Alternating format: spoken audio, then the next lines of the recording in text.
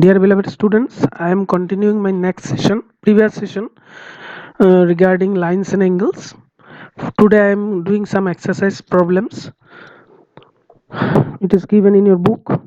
I have written the question in the figure. The values of angle x and y are in here the values of x and this is the angle x, this is the angle y, and the value of this angle is 50 degree. We have to show that this line AB parallel to CD.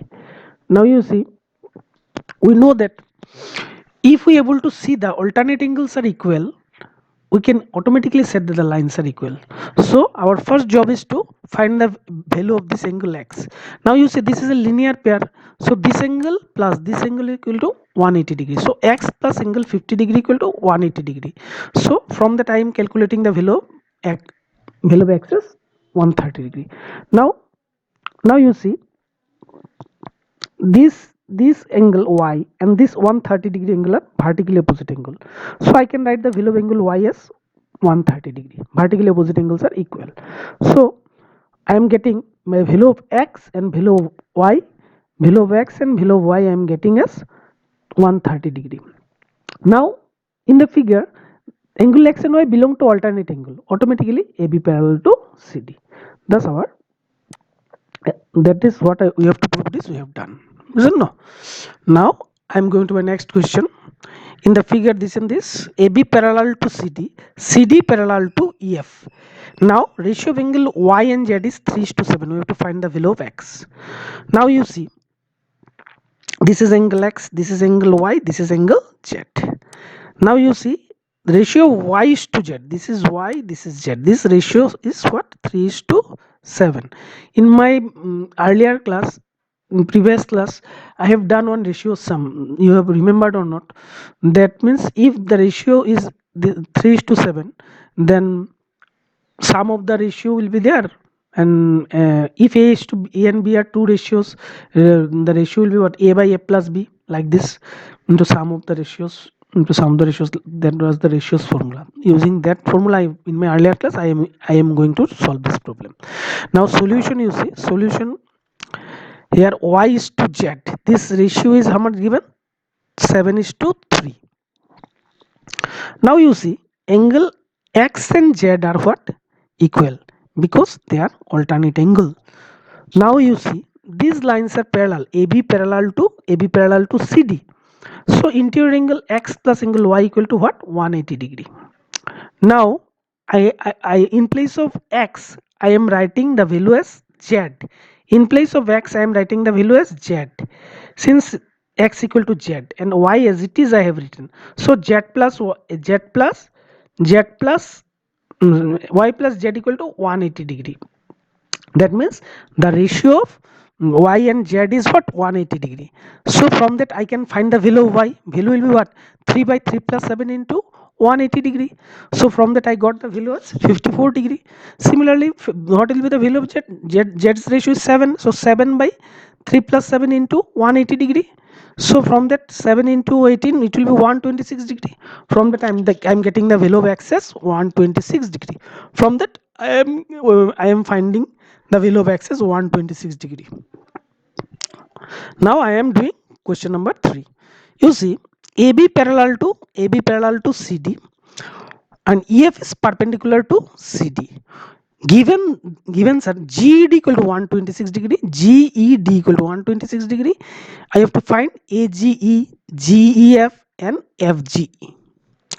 Now you see, AB parallel to CD and G is the transversal. So what happens? AB parallel to CD, G is the transversal. So what is the value of GED? GED, it is given that the value of GED is 126. This is also given to us. Now you see, this will be alternate angle. AGE and GED are alternate angle. So from that I get the value of GED is 126 degree.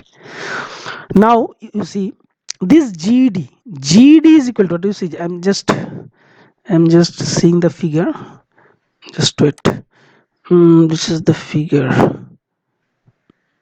Now you see, because if I don't able to see the figure I cannot explain. GED, this is GED. GED equal to what? This is the sum of these two angles, GEF and EFD, sum of these two angles. So I am writing this plus this equal to this. Now you see EF is perpendicular to CD, so measure of this angle will be what? FED is what? 90 degree. So using this I can write the value of U as GED equal to GEF plus the value is 90 degree I have put. Now I am transposing this. GF equal to what? 126 degree minus 90 degree, so I am getting the value as 36 degree. Now again you see G is the transversal, G is the transversal. So sum of the interior angle will be what? 180 degree. So FGE plus GD equal to 180 degree. Now I am substituting the values. From the time that getting the value of FG equal to 54 degree. Thus three values I am computed here. Okay. Now in my next problem, I am going to my next problem. Exercise problem number 4. If PQ parallel to ST, an angle PQR equal to 110 degree and RST equal to 130 degree, find the value of QRS. This is the question. Now here it is hint given, draw a line parallel to ST. You have to draw a line parallel to ST. So I am drawing the figure below this. I am drawing the figure. I line XY is drawn parallel to ST. So given points I have written PQ parallel to ST. This is a given. You have to find this construction XY parallel to Z. This I have drawn in construction. Okay. Now you see, we know that angles on the same side of the transversals are equal.